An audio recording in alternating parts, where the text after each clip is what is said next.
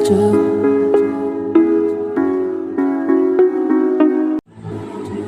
terima kasih atas waktu yang telah diberikan kepada kami. Kami dari kelompok 8 akan mempresentasikan hasil kelompok kami. Sebelumnya perkenalkan nama-nama kelompok kami. Nama saya Afdaliman Alfami Salmaha.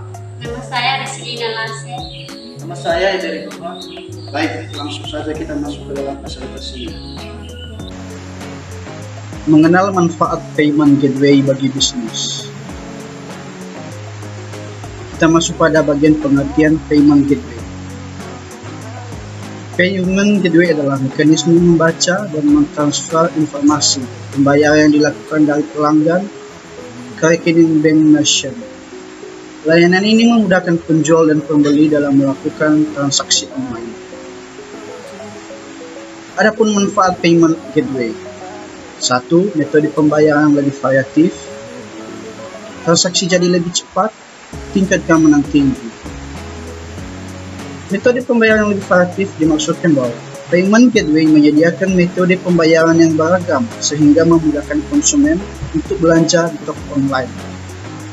Sedangkan transaksi jadi lebih cepat, yaitu menggunakan payment gateway akan meminimalisir kendala transaksi, seperti pelanggan yang harus mengirim uang melalui transfer atau melakukan konfirmasi pembayaran terlebih dahulu. Selanjutnya, tingkat keamanan tinggi.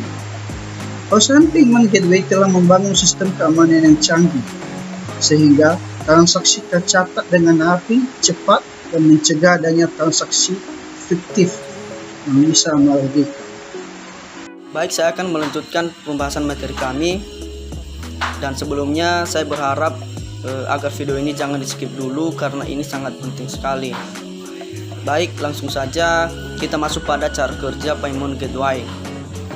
Jadi ada beberapa cara kerja payment gateway, yaitu 1. Konsumen bertransaksi, mulai dari memilih produk, menentukan metode pembayaran, hingga pada proses check out. Nah, jadi artinya di sini di tahap pertama ini konsumen pertama kali mengunjungi toko online dan kemudian ia akan memilih produk atau barang sesuai dengan kebutuhan atau sesuai dengan apa yang diinginkan. Nah, setelah itu ia akan menentukan metode pembayarannya bagaimana. Nah, setelah menentukan kedua hal tersebut, konsumen akan melakukan check out atau akan melakukan pembelian. Nah, cara kerja kedua yaitu toko online akan mengirimkan data pembelian konsumen kepada payment gateway. Setelah melakukan pembayaran, transaksi berlanjut ke bank atau institusi keuangan yang terkait. Nah, artinya di sini toko online akan mengirimkan data pembelian dari konsumen tadi kepada pihak payment gateway, dan proses pembayaran atau transaksi akan berlanjut pada pihak institusi atau pihak bank yang terkait. Nah, kemudian cara ketiga, bank atau institusi keuangan akan memproses transaksi. Nah, sesuai dengan yang telah saya sampaikan tadi, bahwa setelah melakukan pembelian maka transaksi akan berlanjut pada pihak bank atau institusi keuangan. Nah, itu institusi keuangan akan memproses transaksi atau pembayaran dari konsumen tadi sesuai dengan metode pembayaran yang telah ditentukan dari tahap pertama atau dari tahap awal. Kemudian cara kerja keempat yaitu penyedia payment gateway akan mengirimkan pesan kepada toko online terkait berhasil atau tidaknya transaksi. Nah, di sini setelah melakukan pembelian atau setelah menerima data pembelian dan telah melakukan proses pembayaran dan transaksi tadi, maka pihak payment gateway akan mengirimkan pesan atau informasi kepada toko online apakah transaksinya sudah berhasil atau tidak, supaya toko online juga tahu bahwa apakah transaksi yang telah dilakukan konsumen tadi kepada pihak institusi keuangan apakah sudah berhasil atau tidak, supaya dia juga tahu bahwa apakah barangnya benar-benar sudah berhasil terjual atau tidak. Nah, kemudian cara kerja kelima, institusi keuangan menerima pembayaran transaksi dari konsumen dan meneruskannya kepada toko online. Nah, tadi kan konsumen telah melakukan transaksi kepada institusi keuangan. Nah, maka institusi keuangan telah menerima pembayaran transaksi dari konsumen. Nah, setelah dia menerima, maka ia akan meneruskan pembayaran transaksi tadi kepada pihak toko online atau kepada pihak penjual produk. Nah, sekarang kita masuk pada contoh payment gateway. Jadi ada beberapa contoh payment gateway ini, yaitu satu Doku. Nah, Doku ini merupakan layanan payment gateway yang sudah berdiri sejak tahun 2007. Nah, banyak yang memiliki Doku ini sebagai penyedia layanan payment gateway terbaik. Nah, termasuk usaha UMKM dan juga perusahaan-perusahaan besar. Karena Doku ini memiliki fitur-fitur menarik. Salah satunya adalah menyediakan layanan bervariasi, yaitu mulai dari website, link invoice, dan masih banyak lagi. Nah, kemudian ada Mitrans. Nah, Mitrans adalah salah satu layanan payment gateway yang ada di Indonesia. Jadi ada beberapa puluhan bank yang telah melakukan kerjasama dengan layanan payment gateway ini. Itu termasuk bank dari UMKM, yaitu semacam Mandiri dan BNI. Nah, kemudian di sisi lain juga ada beberapa ribuan toko online di Indonesia yang lebih memilih bekerja sama dengan Mitrans. Nah, jadi bayangkan ya betapa hebatnya Mitrans yang tidak mau kalah saing juga dengan Doku. Nah, kemudian di sini ada Fastpay.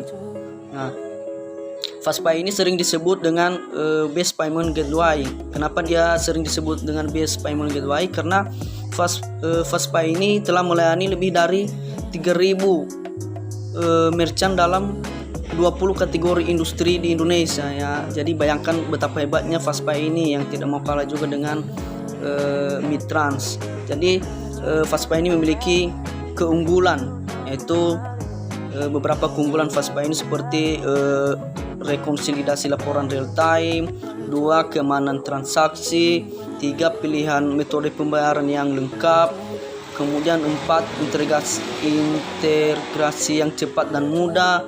Kemudian di Fastpay ini juga banyak promo untuk merchant. Nah, jadi Fastpay ini tidak mau kalah juga dengan Mitrans, Doku. Nah, kemudian di sini ada FinPay. Layanan FinPay ini dapat menerima transaksi pembayaran antara lain dengan kartu kredit, bisa juga dengan bank transfer secara elektronik, ada juga interbanking, kemudian ada mobile banking, ataupun kita bisa juga melakukan dengan cara electronic money. Nah, jadi FinPay ini menyediakan beberapa layanan pembayaran transaksi yang bisa kita pilih. Nah, ada juga SPay. Nah, SPay ini cukup unik karena menjadi salah satu yang menyediakan layanan B2C2B. Yaitu apa itu B2C2B? Yaitu SPay dapat menerima pembayaran yang dilakukan oleh pembeli langsung diteruskan kepada supplier atau jasa delivery. Nah, jadi tidak perlu repot lagi untuk input ulang status pembayaran karena sudah otomatis. Nah, jadi sistem keamanannya tidak perlu dipertanyakan lagi karena sudah menggunakan fraud detection system. Nah, ini digunakan untuk mencegah adanya penipuan atau untuk mencegah penggunanya terkena penipuan. Nah, jadi ini sangat penting sekali untuk dipelajari. Baik, saya akan melanjutkan pembahasan kami yaitu analisis SWOT, di mana analisis SWOT itu ada terbagi menjadi 4. Ada kekuatan, ada kelemahan, ada peluang, dan ada ancaman. Di mana kekuatan internalnya yang pertama, tidak perlu membawa uang tunai dalam jumlah besar. Yang kedua, meningkatkan perlindungan konsumen. Yang ketiga, penurunan biaya pemrosesan transaksi. Yang keempat, dapat menjangkau wilayah transaksi yang luas. Dan yang kedua di sini ada kelemahan internal, yaitu membutuhkan persyaratan yang rumit untuk aktivasi dan masyarakat masih kurang familiar dengan payment gateway. Dan yang ketiga, dikenakan biaya transaksi. Dan yang terakhir, uang tidak dapat langsung ditarik. Dan di sini ada kesempatan eksternal atau peluang eksternal. Yang pertama, jumlah penduduk Indonesia yang besar dapat mempengaruhi pengguna payment gateway. Dan yang kedua, memberikan peluang bagi banyak orang untuk bisnis secara online. Dan yang terakhir, ancaman eksternal. Yang pertama, masyarakat masih merasa nyaman dengan transaksi secara tunai. Dan yang kedua, memberikan negatif atau pemberitaan negatif di media tentang transaksi non tunai. Dan kita akan masuk di sini juga SWOT strategi. Yang pertama, strategi opportunity, yaitu memperluas jaringan kerjasama transaksi keuangan yang dapat meningkatkan pendapatan market. Dan yang kedua, strategi witness opportunity, untuk penerapan pembayaran berstandar payment gateway sehingga mendorong kegiatan pembayaran yang efisien dan tidak bergantung pembayaran yang lama. Dan yang ketiga, strategi DOORS, untuk memberikan pemahaman tentang payment gateway ke masyarakat agar masyarakat mengetahui kemudahan proses pembayaran tersebut. Yang terakhir, strategi witness DOORS, untuk perlunya kebijakan yang tegas dari Bank Indonesia secara perlunya pembaharuan pada sistem kenal pembayaran sehingga masyarakat cepat untuk ke pembayaran non tunai.